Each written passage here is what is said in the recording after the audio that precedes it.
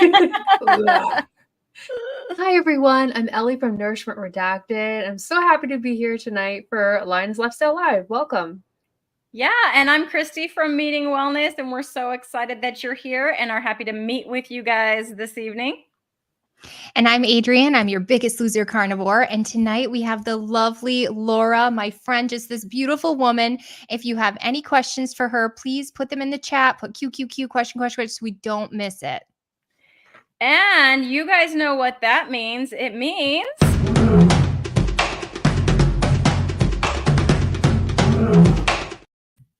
it's time for the Roar of the Week, and here it is. It's from Arlene Blackwood. I love Arlene. Don't you ladies love Arlene? I am sure she's just as supportive on your channels as she is on mine. But she says, I've been through a lot of those things, referring to last week's episode with Coach Nat, since I'm 66, and I remember the hot flashes, and I think carnivore would have helped me. Excellent information. Thank you all. So thank you, Arlene, for being this week's Roar of the Week. If you guys want to be next week's Roar of the Week, then go on during the replay, go watch it again. Or if you're just watching this for the first time, comment down below. I will hunt through those comments and find one to shout out next Tuesday. Well, that was a fantastic Roar of the Week, and I'm so excited to welcome our guest tonight. It's Laura from Laura Love and Life.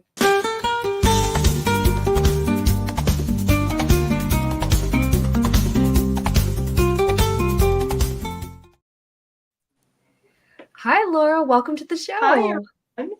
Thank you so much for having me. This is going to be such an exciting talk tonight, getting to know you. Can you please tell us about yourself, how you found the carnivore diet, how it's changed your life, and all those juicy details? We'd love to get to know you. I will. I started Carnivore in July of 21. Had been chasing the elusive, trying to lose weight for many years, probably from the time I finished having my children, early 40s, started putting on weight. And it would be maybe 3 pounds, 5 pounds a year, but never seemed like anything would move. I exercised a lot, probably too much. And anyway, so I decided I had gone gluten-free. I had tried different things. The only thing I wouldn't do is things like Weight Watchers. I flatly refused to pay anybody to have me do the work to lose weight. So, and at one point I did do Dr. Atkins, probably in my early 40s. And of course, when you were eating the carb-free part of it, you lost weight. But as soon as you went back to adding carbs, then everything changed again. At one point I did Suzanne Summers. My mother had done it and very successfully. But if you went back and look at what Suzanne Summers, the way she did things, you basically ate meat and fat together. You ate fruit by itself if you ate fruit. I think carbs and vegetables could go together, and meat and fat and vegetables could go together. But you had very distinct ways of eating. And of course, if I look back now, I realize that my favorite part of it was the meat and the fat. So did I know what carnivore was then? No, I did not. So anyway, Carnivore, and I did lose weight, but I was also doing some of that protein sparing modified fasting in there. Anyway, I lost about 18 pounds very quickly. But another component in that was that I had also, I had hurt my foot earlier that year and had been to see an orthopedic doctor. We just thought it was a bruise on the bottom of my foot. So I was kind of wearing a pad in my shoes, but I was playing a massive amount of pickleball. I was biking. We were hiking, walking. I was at the gym 5 days a week. And anyway, right around Labor Day, found out that I had a stress fracture in my foot and had to be in a walking boot for 6 weeks. So no exercise, no anything. But that stress fracture wouldn't heal. So I ended up in that walking boot for 6 whole months. So when Ellie made that face, yeah, it's worse than it sounds for 6 weeks. Anyway, so no exercise all of a sudden. So here I am. My exercise was swiping the page on my iPad while I read endlessly. And so anyway, the weight came off really quickly, which is why I mentioned maybe I was exercising too much. So I dropped a lot of weight, but it really wreaked havoc with my face. I looked like I had been sick. By Christmas, my son-in-law pulled my daughter aside and said, has your mother not been telling you? Have you not told me that your mom is sick, has been sick? And she said, well, no, she hasn't said anything, but you're right. She does look pretty bad. And I'm going to talk to her and find out. So anyway, in the meantime, I had been following a certain keto personality, and I was making some of the recipes, and those recipes were using artificial sweeteners. And I was someone who had never, ever, ever really had a huge sweet tooth. I was more of a potato chip, cracker, savory kind of person. And all of a sudden, I went from someone who was like, oh yeah, I could take it or leave it, to someone who had this raging sweet tooth that 24/7, that's all I thought about was sweets. And anyway, so that led me to looking up. I actually think I'd found Dr. Berry and was watching him, and his interview with Bella came up from Steak and Butter Gang. And they were talking, she was just telling her story, but I was so fascinated by the improvements that she had when she had such awful acne and no menstrual cycle and all that stuff. So I kind of went and investigated her channel a little bit more. And that's where I heard about their priming protocol. And that's when I decided on June 5th to start their challenge and went carnivore. And that was June 5th of 2022.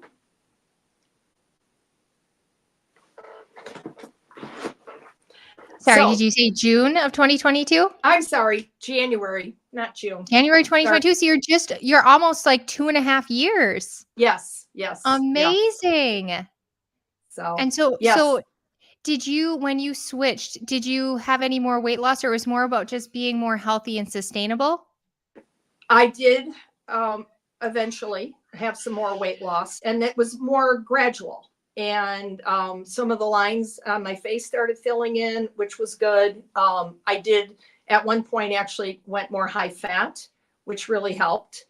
And so yeah, altogether, I probably lost just about 30 pounds. So I'm curious to know about this sweet craving thing. So you got a sweet craving when you started with the artificial sweeteners. When you went carnivore, did you go through like withdrawals from that? And because I've heard some people, when they give up that, they get like depressed and sad and they're angry that they had to give them up and all these kind of symptoms, or did it just kind of go away quickly? What I didn't do it any other way. So I have no way of saying that it could be done without, but I truly believe it was their priming protocol. And their priming, as we talked a little bit before we started, Cristie, that you said when you went carnivore, you just wanted to eat and eat and eat and eat. Well, that's your body asking for the nourishment you've been depriving it of for so long.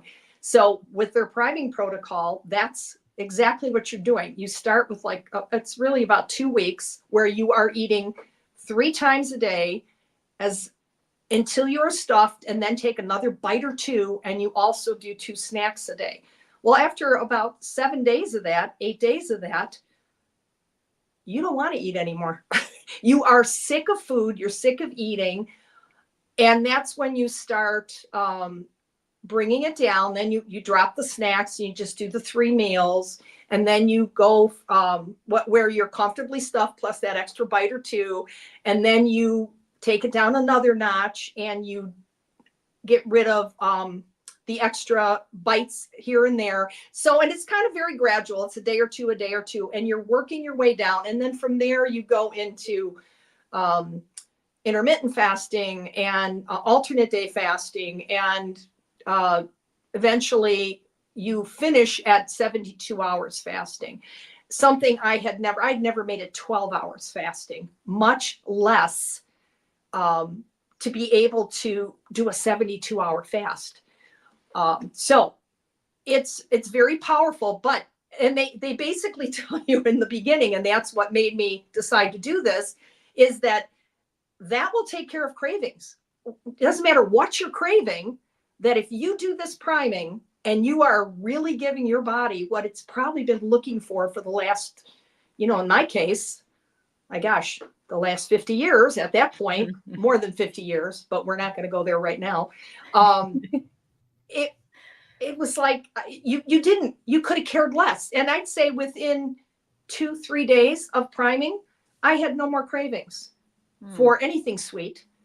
And I have not had. And now I am one of those lucky ones. I was in a meeting the other night with, I think Adrian was there that night, that I was able to say that I can moderate.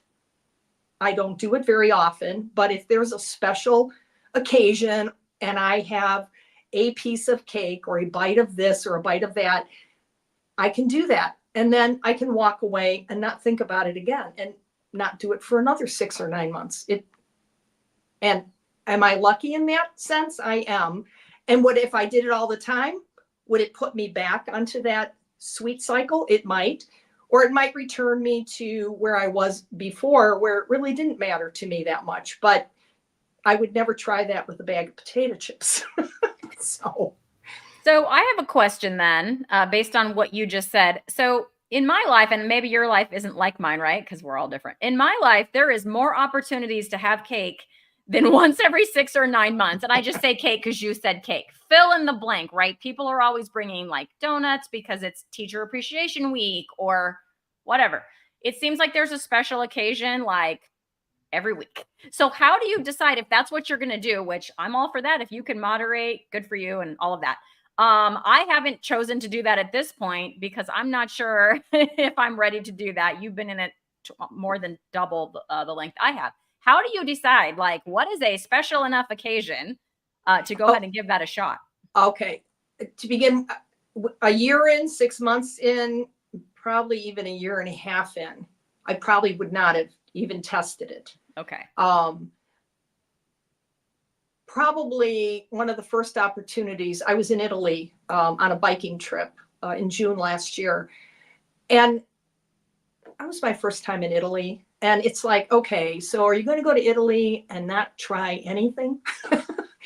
No. Okay. I'm going to try it.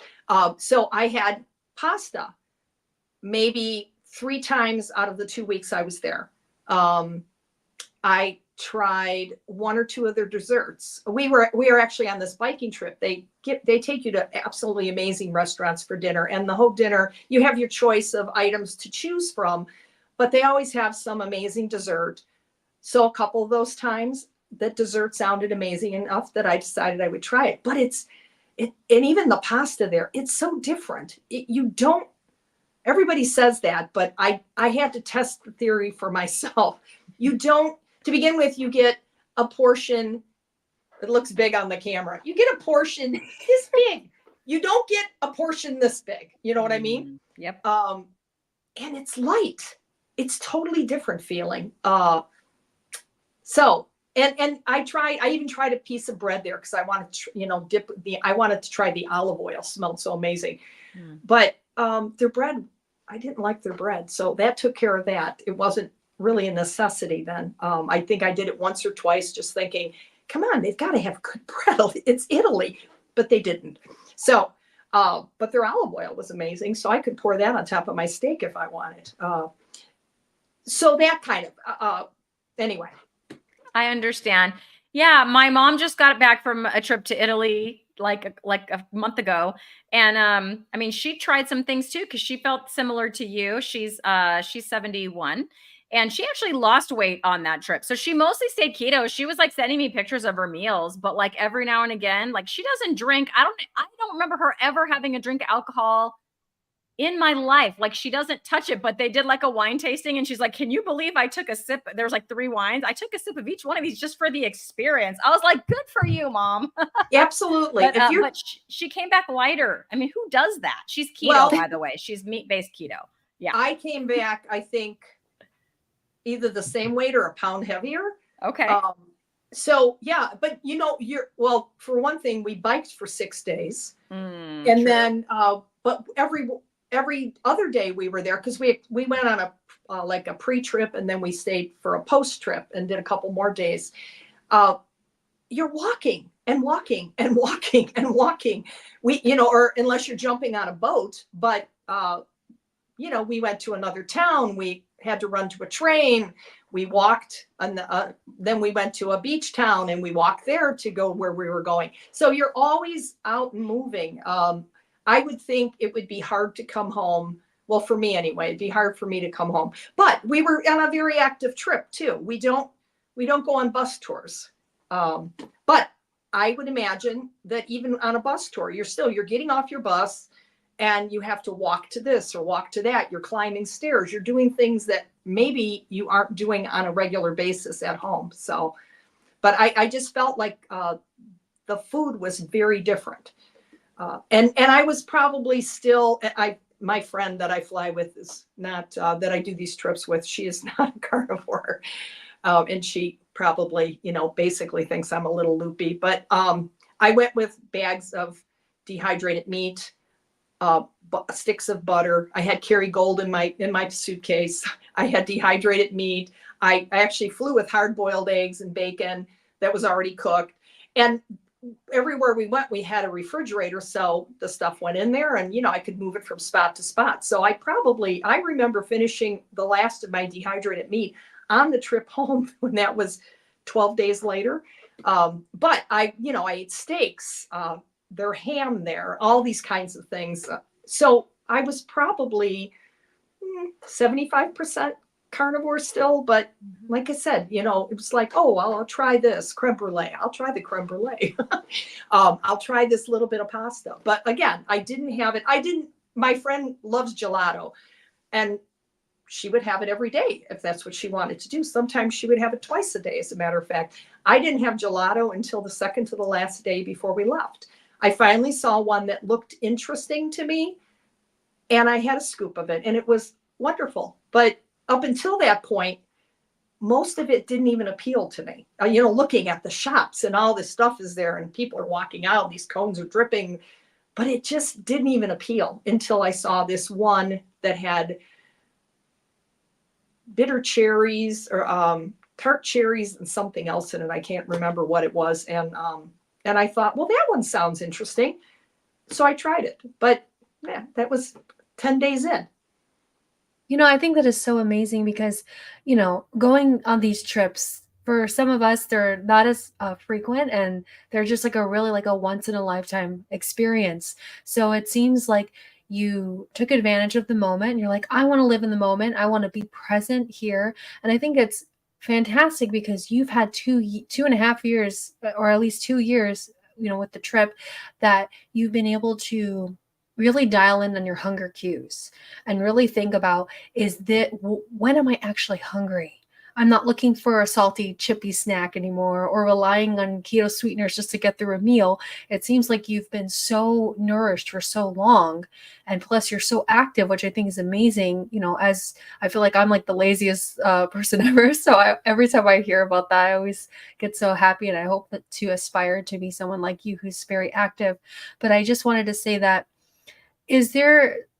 was that an unexpected moment for you in your carnivore journey, that you would be able to moderate, or is there any other unexpected benefits that you've experienced since you've been on the carnivore diet? I really didn't think I'd be a moderator. So, and almost everybody you talk to in the communities that you're in, they have to be abstainers. And I just assumed that I would also have to be an abstainer. So it was surprising that I could do that. And then I remember getting back from the trip, getting back to my son's house, because I live in East Tennessee now, and my son is in Illinois, and I have a bedroom there for when I'm visiting the family. I have a place to stay. And I had left dehydrated meat in his refrigerator, plus I had some stuff in his freezer. I couldn't wait to get back and just have that dehydrated meat and make, I don't know if I had a ribeyes or New York strip I had brought, burgers, whatever it was, but it was like, oh, I just want to do that. And that's like what we call a mini prime. It's like you want to go back to the foods that make you feel the best. So maybe that too, I could say, is kind of a surprising thing. You would think, okay, if you eat steak all the time, is steak going to get boring? Would you not want to eat it? Are you going to have meat aversion? And sometimes I do. I rarely eat chicken, but every now and then it's like, oh, I just have to have some chicken thighs. And I'll do that. And then maybe another day it's like, oh, I've got pork belly on the mind. So I have that. But it still draws you back. I always used to joke in the beginning and say I could have chicken or fish, but I had to have a 6-ounce side of steak to go with it, because that's what your body wants. And I keep meeting, I actually know someone here that actually 2 or 3 of them, they don't eat any meat. They might have a little fish or a little chicken every now and then, but they don't eat any pork or beef. And I just can't fathom that, because I crave it. If I don't have it, like I'm on day 7 of my sardine challenge. Yeah, I'm How's there it with going? Adrian. I came in a little later than Adrian and Lisa Wiedemann did, but I'm on day 7, and it was funny. The day 3, I was like, oh my God, I just want a ribeye. I'm done with this. But that was day 2. Day 3, it was kind of like, yeah, okay, you're over it now, and I can go with it. So today's day 7. I'll have sardines for breakfast tomorrow, but then I'm meeting friends. We're going biking up in the Smokies tomorrow, and then tubing if the river waters are calm enough. Right now they're too high, so we might not be able to, and then we'll cook out at the campground. We'll do burgers or steaks. So it's like, okay, I'll do breakfast. I'll have day 8 will be sardine breakfast, but I'm having a burger or steak for dinner. So I didn't know Laura, that you look like, sorry. I was just Laura, going to you ask look how like it's you're been at your- going. Oh, yeah. Tell us how it's been According- going. The results, like, have you lost any weight, or did you notice any people say they feel really good or anything like that on the sardines? well, you do feel good. You feel so good that you don't sleep. I think Adrian's having maybe that same issue. When my ketones are doing fun things, it doesn't matter. Oh, that was so weird. These cameras just move all over the place on their own. I don't sleep. So it doesn't matter. Even if I had melatonin, I wouldn't, it's like, oh no, 3 o'clock, 2 o'clock, whatever, I'm awake. I have to read for an hour and a half, and then I can usually fall back to sleep for a little bit. I'm kind of watching it. So it's been slow. The first day was 0.6 of a pound. The next day was 0.8 of a pound. The next day was 0.8 of a pound. So I got to the point where I had lost 1.8 pounds. And that was Saturday morning. No, that was Saturday morning. And my ketones were like 0.7, 0.9, nothing major, nothing exciting. And Saturday, we had like crazy storms in the morning, but then it cleared up, and it was Memorial Day weekend. So some friends called at about 3 o'clock, and they said, okay, it's clear. We're going to go out in the boat, and then we're going to Mud Puppies for dinner. So meet us at the dock at 4 o'clock. So I'm like hustling to get there. And I was starving because I had only had 1 can of sardines in the morning, and went on the boat. We ended up at this Mud Puppies for dinner. They didn't have sardines on the menu, so I had to have a burger patty. And so I had a burger patty. And then when I got home, I was still hungry. So I had some dehydrated pecana. So I ate some of that, probably more than I should have. But guess what? The next morning, I had gained 1.6 pounds back, but my ketones were 2.9, which they have never been ever in my life of checking this stuff. So it was like, okay, well, and I figured the weight was because of their burger, and I had their bacon, and I had a lot of, sparkling water. Anyway, so the weight came back off again. So I'm just around 2 pounds lost. Some of the people doing the challenge, they're like, oh, my ketones were 4.7 and I lost 6 pounds yesterday. And I'm like, well, I wish that could be me. but it's not. So I'm kind of curious to see where today or where tomorrow will be. But I have to say, I was doing sardines in the morning, and then I was doing a can of wild caught salmon with sardines for my dinner. And that may have been what kept everything like a little bit more even keel. So I'm curious to see, because today I just did sardines and butter. And so I'm curious to see if things pop back up, because my ketones this morning were back to 1.1. My glucose was down. And so I'm curious to see where it'll all come out. I wish I could be someone who said, I lost 10 pounds on it, but I'm not.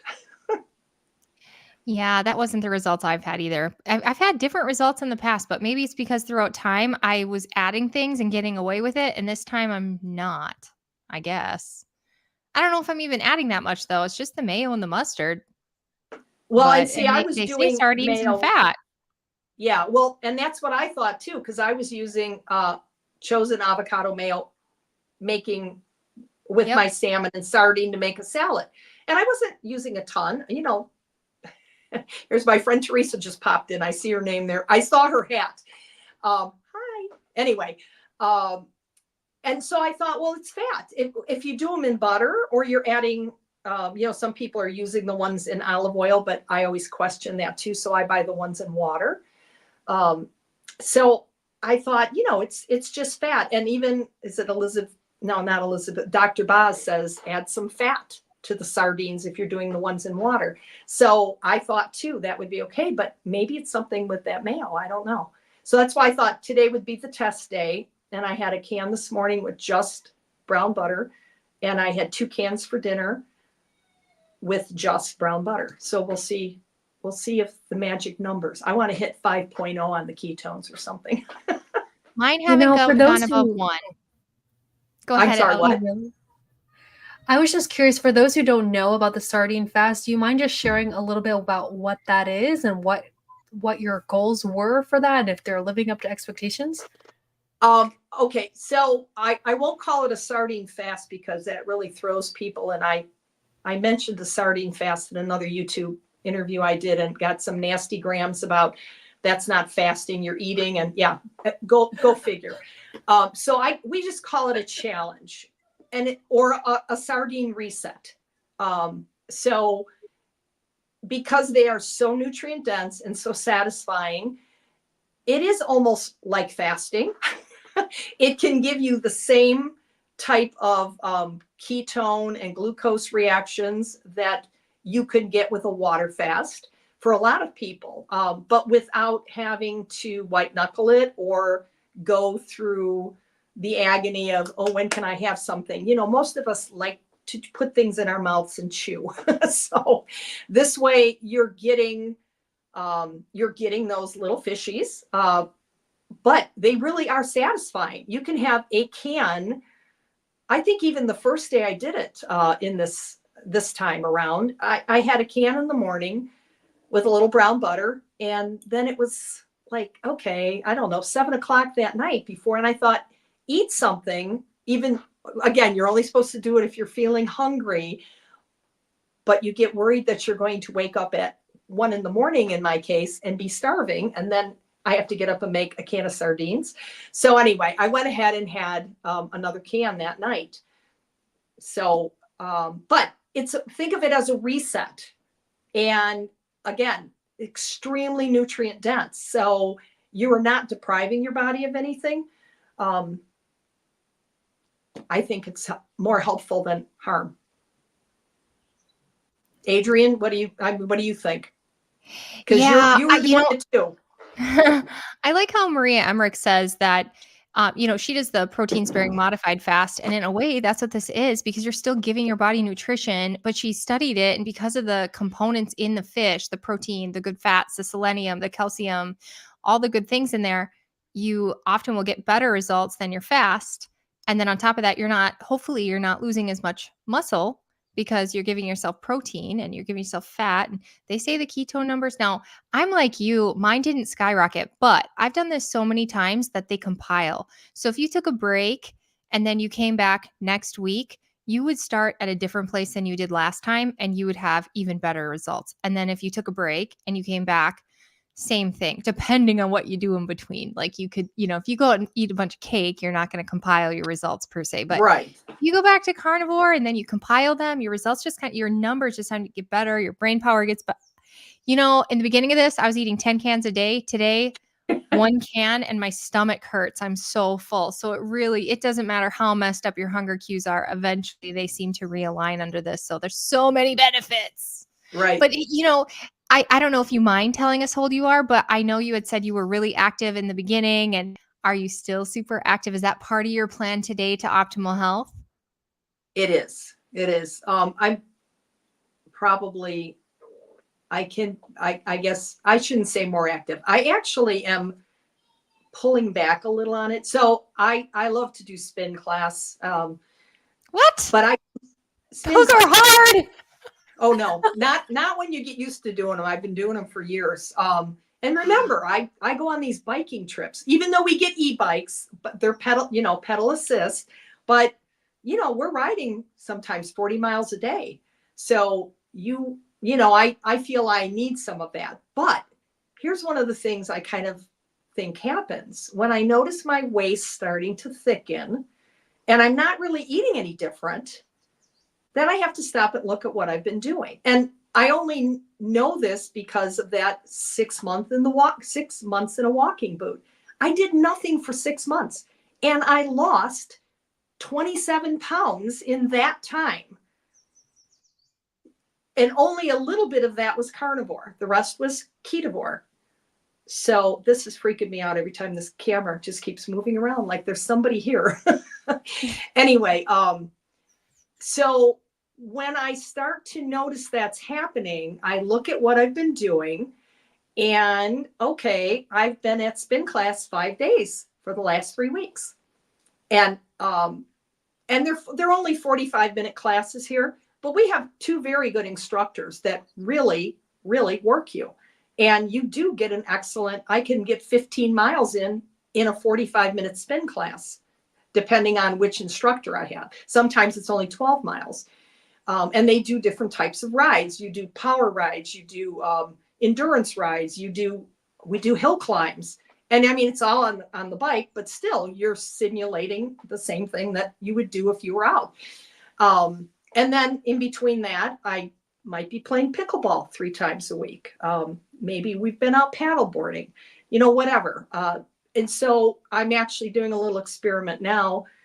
I have canceled every spin class that I had scheduled. I have not attended. I've just gone to yoga and I've been playing pickleball maybe twice a week only. So that's a total of 4 hours a week, maybe 6 hours at the most in pickleball.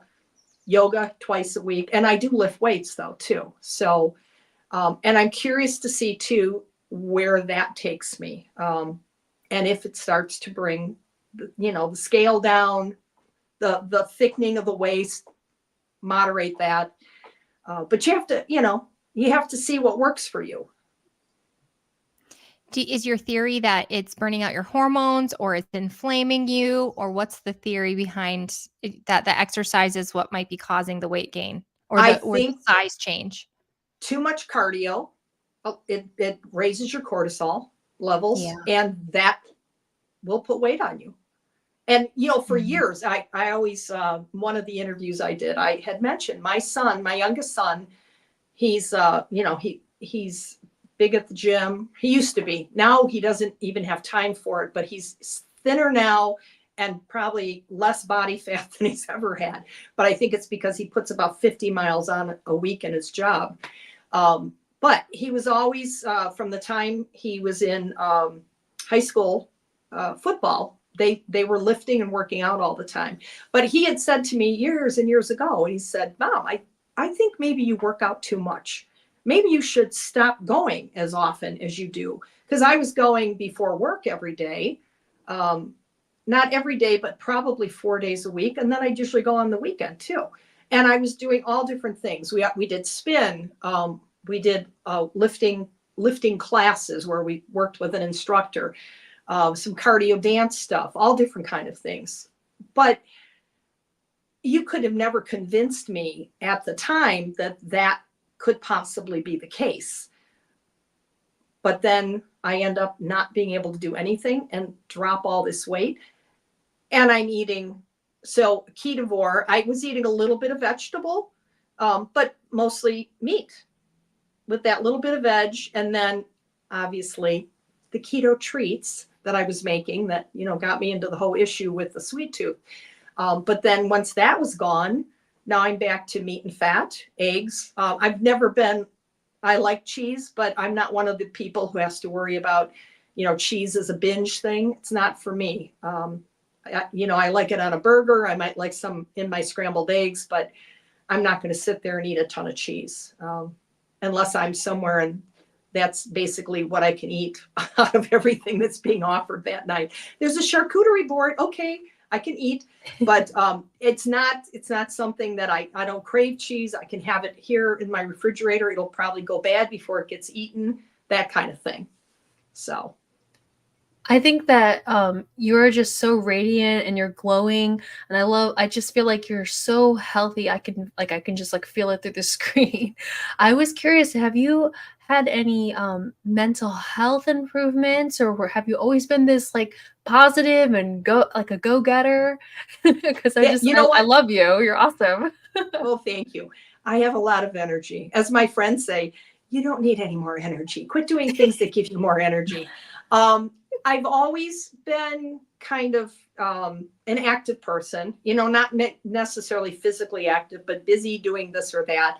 But I do have to say, and I just kind of recognized this probably in the last 4 to 6 months myself, I am more positive now. And I think I have to attribute that to the diet. You know, you hear so many people talk about the improvements in depression, anxiety. And I'll tell you a little side story on that in a minute.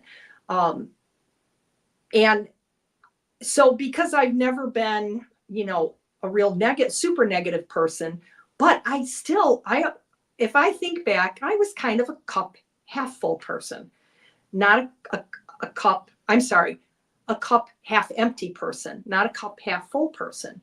And now I feel like there's a shift, and I don't get rattled as quickly or as easily. And I do just feel like, you know, oh yes, well, that's a good thing. Oh yes, this is a good thing. Okay, well, that might not be optimal, but you know, it's not that bad. So it is there. And it's definitely something, like I said, just in the last several months, I've begun to realize that that's a different side of me that I never really stopped to attribute. But the more you hear about people, you know, overcoming mental health issues, anxiety, whatever, the more you realize that, yes, that component is there too.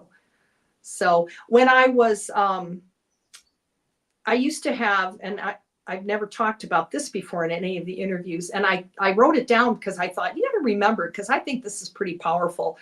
And I was still having this when I was ketovore. I used to have issues a lot of mornings. I always had sinus issues and head colds, and 2 or 3 times a year, I would get these massive sinus infections.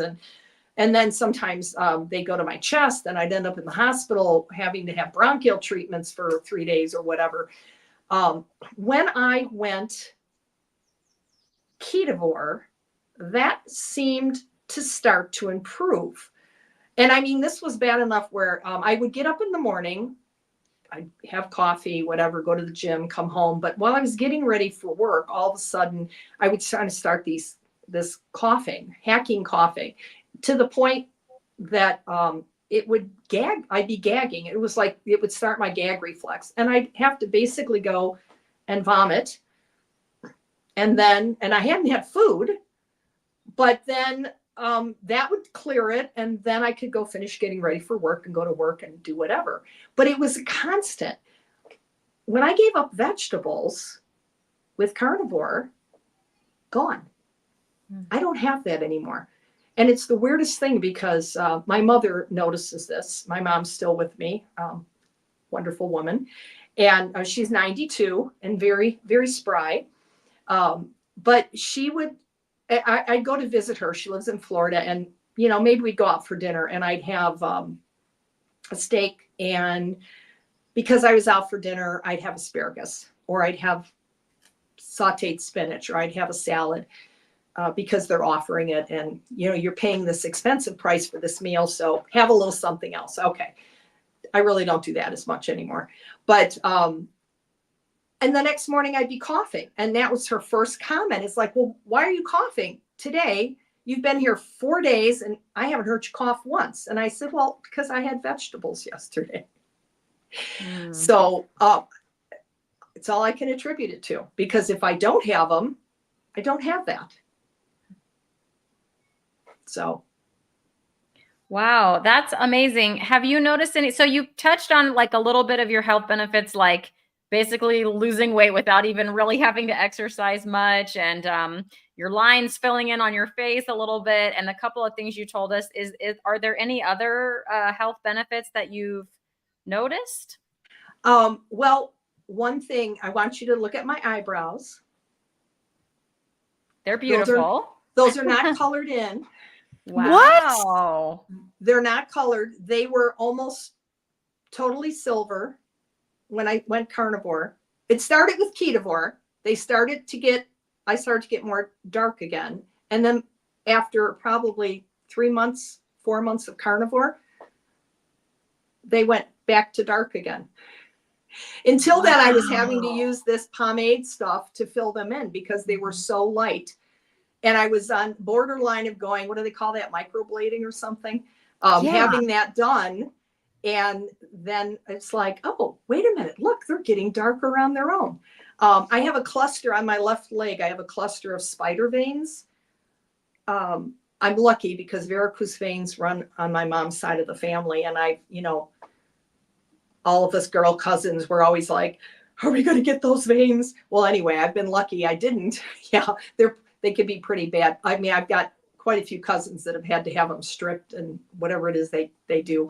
But anyway, I just had this cluster on the lower part of my shin area on my left leg. And I was looking one day, I'm probably shaving my legs, I don't know.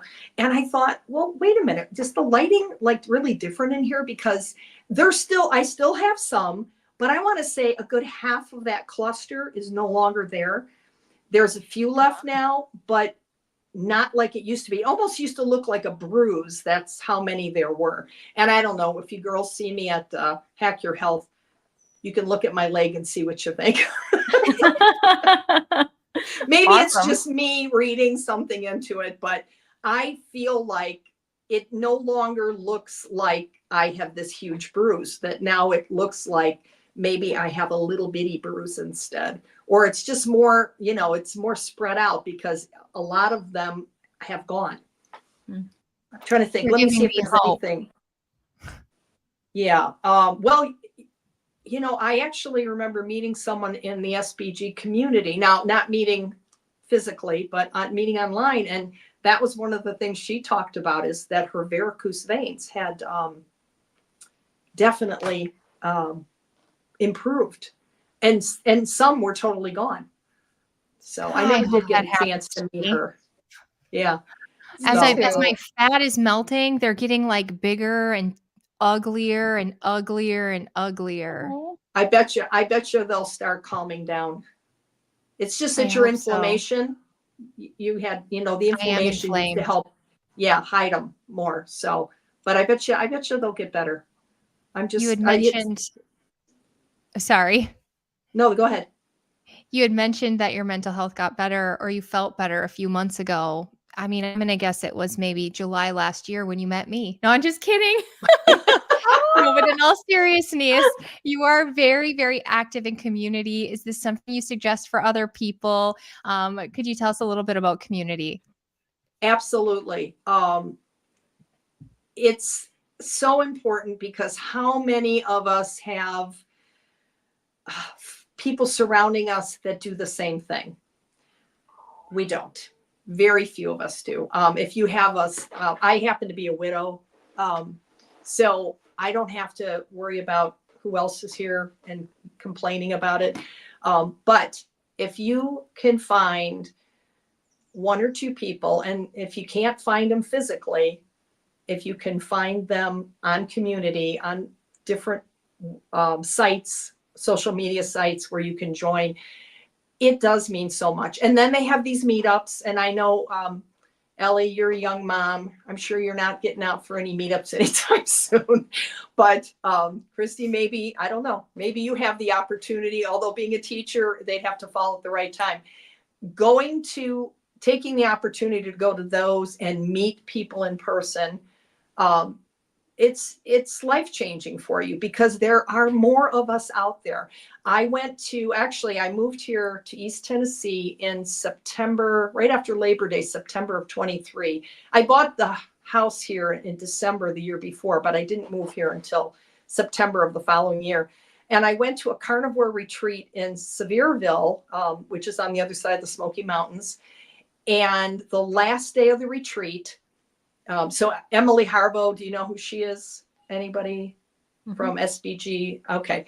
She happened to be there. So anyway, I knew her through SBG. So that was when we first met. And anyway, so Emily comes walking up to me the very last day of the retreat and says to me, "Let me introduce you to your neighbor." And this tall, willowy blonde, who happened to be Teresa, who popped in earlier with the cowboy hat on, we had been talking to her during the week, but had never gotten to the point of where do you live? Well, she lives about a mile down the road from me here. So lo and behold, I'm here in Tennessee, don't really know anybody, just moved here. And the first person I meet is a carnivore. So that has been a godsend for me. And, we do a lot of kibitzing about this and that. And, do you want to try this? And here I made some dehydrated meat. And, but anyway, we've become good friends. And through her, I've met many other wonderful women here and their husbands. And we have a great social group that I'm blessed to say I'm part of. They're very good about me being the single one. But anyway, so it's powerful to be able to go and meet someone in person. But if you don't have that, definitely find a community that you can be part of. And so many of the communities, they have different levels. You can just be in the community and not have to pay for the coaching or not pay for the extra things if money is an issue. You can go on and still chat. You can see what they're doing on the basic level. You can talk to other people who are going through the same stuff you are. And I think that's incredibly powerful.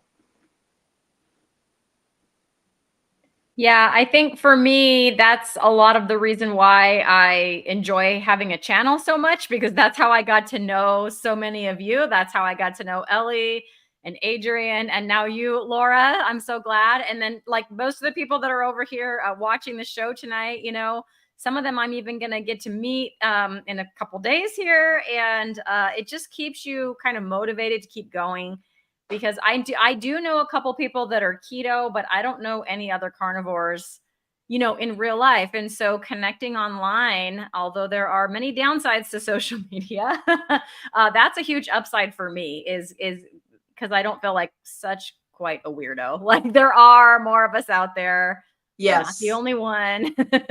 I was amazed. We actually did after that retreat, not the one. So last October, I went again and did another retreat in Sevierville, actually at the same place. It was Rebecca Heisman's and Lisa Wiedemann was there. So, and I had met Lisa that July. So she and I then, and she's, doing this, she wants to do a meetup in every state. So I said, Lisa, you're going to be here. Let's do a meetup in Tennessee. So we came back. We actually went from the retreat to Nashville for a couple of days, and then we came back and we held one right here in my village. And all these people came, and they're from like the next town. We actually had people that came in from the Carolinas as well, but there was 3 or 4 of them that came from the next town. I'm in that town all the time. shopping. That's where my, quickest run to TJ Maxx is, and Home Goods and a couple other places. So it's like, and you're right here. And then I found we actually met someone who has a carnivore channel. He and his wife do. So they are there, and you just have to find that connection so you can find them. Yeah, 100%. It's kind of like, I feel like some of us carnivores are probably like a little nervous to be more outspoken about how we are. So I feel like we kind of like all retreat to the online space where it feels a little bit more safe and we can, be in these little spaces. But I think that's so cool that you met carnivores in the wild. That's how I like to say it. It's like, where are they? I want to find them. I have to hunt them down, So I definitely think that's so, so cool. And I love that she's trying to do a meetup in every state. That's so ambitious and just really getting the word out there. I know. I want to know when she goes to California so I can go. That's cool. Oh, you're in California? Okay. I'm in California. Well, I wouldn't put it past her because she's been, gosh, she was so many places, sometimes just a couple weeks apart last year.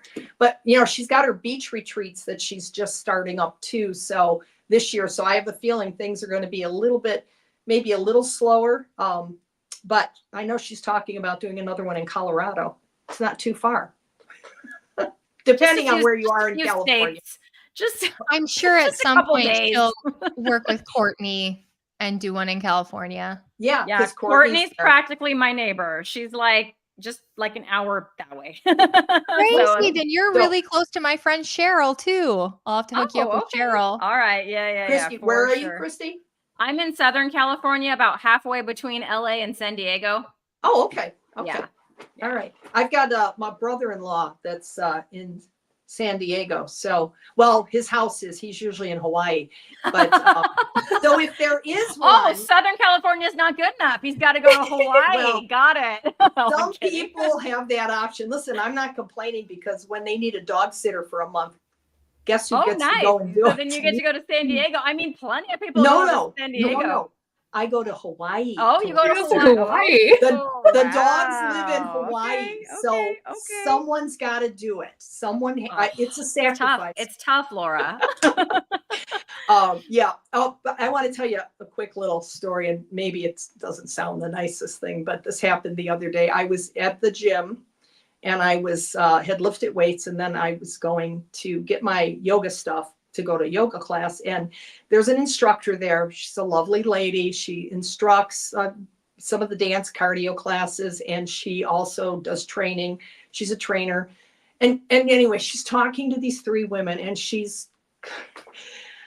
I get this many grams of protein from muscle milk every day, and I get this many grams of protein from my yogurt every day. And then I take this protein shake and I get this many grams of protein. And she named 5 things. And the women she was talking to were all needed to lose weight. They were rather overweight. And I'm listening to this, and I just kind of used to talk about kind of trying to stay shy and on the side. I'm walking out, and I said, "Oh my God, ladies, please just eat a steak. Would you just eat a steak?" What did they say? Just eat a ribeye or a steak and get your protein that way. And the instructor kind of looked, and I'm like, it was like I just couldn't stop myself. And she kind of gave me, she goes, "Well, yeah, you could do that too." And I just turned around and I said, "That's what I do. I just eat meat, and guess what? I even eat the fat." And I said, and it works. It works. And I turned around and left for the class, and I still feel bad about kind of going off on it like that. But you listen to all this stuff, and all the crap that's in each one of those things she has just mentioned, all the garbage that she's recommending. And honestly, she's not the healthiest looking person either, even though she teaches umpteen cardio classes a week and personally trains I don't know how many people. And it's expensive. Right. And it doesn't fill your belly. No. And it just makes Amen, Laura. Way to go. So I'm so proud of anyway, you. So yeah, it just kind of put me over the edge. And when I see her, I'll have to apologize because I know that doesn't help her business, or I will apologize to her and say, I'm sorry, you know, but I have very distinct beliefs and I know they work because I live it. Yeah. Just take it Well, to change hey. your life. I think it's about time to spin the meaty wheel. Are you guys ready? Yeah, let's do it. All right. I'm going to bring up our meaty wheel. And here we go. I'm going to give it a good spin, Laura, and we'll see what kind of question we can hunt down for you.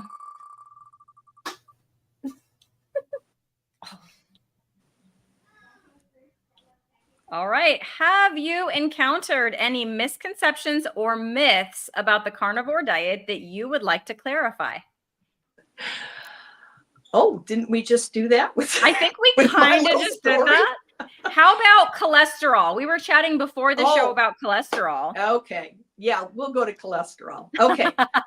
So, we were chatting before the show and I was sharing that my total cholesterol, get ready to gasp, is 447. But my HDL is 105 and my triglycerides are 68, which gives me a ratio of 0.06. Woo, okay. So, High five. yes. And right before the blood work, right before this, the year before this, and I'm still not sure what can explain it, but my triglycerides were in the 300s. Which we know, yes, they were I think it was 308 or 309. So is that not insane? And I forget where I think my HDL was only like 79 or something at that time. So definitely that ratio would have been way skewered in the wrong direction.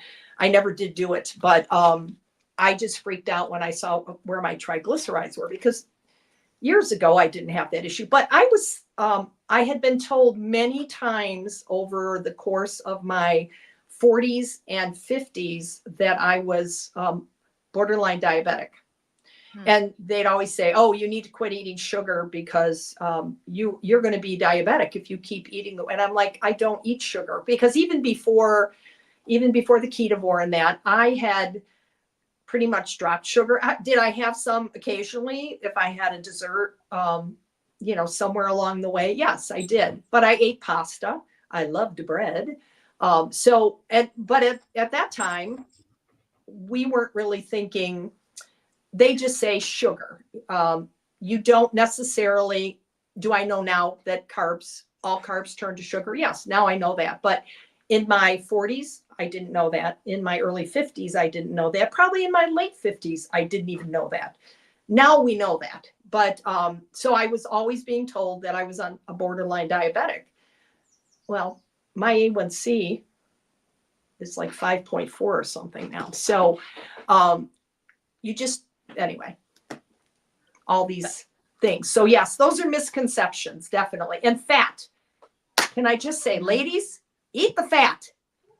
It is satiating. It is good for your hormones. It fills in your skin. It helps your hair grow. Don't eat lean. Absolutely. Awesome. Well, I would love to share your Instagram page for everyone. If you want to share what you like to talk about on your Instagram page, we can get to know you better through that. Well, there's that one where it says age 69. That's one of the interviews I did. I mostly, yep, that's me. You can tell it's not summer blonde there. Mostly I post pictures of different carnivore things I see that I like, and meals that I make, and occasional pictures with friends. I love Unlearn, Rethink. So you'll see a lot of their stuff on there. There's some of my meals. For the most part, I was joking, I think, with Cristie the other day, or maybe it was you, Ellie, that I have a YouTube page that I didn't even know I had. Oh, that's and I right. have, Yeah. I have 35 followers on that YouTube page. I'm I like, just I have subscribed. followers. I don't even do I anything subscribed. on there. Do you say you subscribe to it? Yeah. So I just laughed because I'm like, I said, I guess I do have one. And my God, there's 35 people that follow me on there, even though I don't post anything. I need to take an adult continuing education course on all these different social media things because I have no clue. I'm lucky I figured out Instagram. So, but I do like to just, like I said, post things that I see that are carnivore based that I believe is the truth and that people need to see that truth. And it's basically telling you, eat the meat, eat ancestrally, eat the fat, get rid of the sugar, get rid of the carbs. That's what's making you unhealthy. It's not the meat or the fat. Well, thank you perfect. so Thank you much, Laura, for coming on here. Sorry, did I cut you off, Ellie? No, I was just saying thanks for sharing that. If you are all ready, I think it's time for us all to roar. Get your roars in the chat, and us ladies are going to roar. Are you ready? Got my nails done for this. Yes. Oh, She's perfect. claws 3, and everything. 2, 1. roar! Oh, that sounded kind of sissy. Roar. I like that. Oh, There we go. There we go. Very This nice. was so fun. Thank you so much, ladies. I really enjoyed doing this interview and getting to know you all a little bit better. And Ellie, I'm sorry you can't come, but you have young children. Your day will come. I'll see you two on Friday. Yes, I'm headed there tomorrow morning at 4 a.m. Oh my gosh, so early. Yes, You're going I'm in all going to day. the Entrepreneur Mastermind Okay. on Thursday. So I'm very excited to see you. And then I just saw on your board that you're going to, there's a meetup in Illinois in June. I am not able to Dang do that it. one because I have to be in Illinois in July. And so I did not want to. And actually, yeah, there were a couple things going on that all kind of fell in that week in June. And I'm traveling to Austin and then I have to be in Illinois for a week in July. And I'm like, you know what? I just feel, and then I'm going to be gone almost the entire month of September in Italy. So I just felt like I needed to stay here. So no, I'm not going to be at that one. And lots of great people though, fun people there. And Well, I'm we'll sure a see lot of when new you get folks back too. from Italy. Woo! But That's well, thank exciting. you, everybody. Oh, Cristie, go ahead. I was just saying that's exciting. A trip to Italy. Yeah, I'm doing another biking trip. This time into Tuscan coast and then the mountains in Tuscany, and then we're going on to Cinque Terre and to Lake Como. And we'll do hiking there, not biking. So my friend that I travel with, we added an extra little bit more than a week on, I think, to do some other things. If you're going that far, I said we have to go do more. We can't just do the bike trip. So yeah, so I'm excited. It'll be so fun. Oh, where and when in Illinois? Just next door. Yeah, okay, definitely. Look at Karen Miles on Instagram too. She's always posting the Illinois meetups because she's there. And if I see it, I'll post it on my Instagram Oops, did when I I get off wrong? here. Shoot, have did it I get there? it wrong? That's the wrong one. Sorry, everybody. Oh, that's the wrong screen.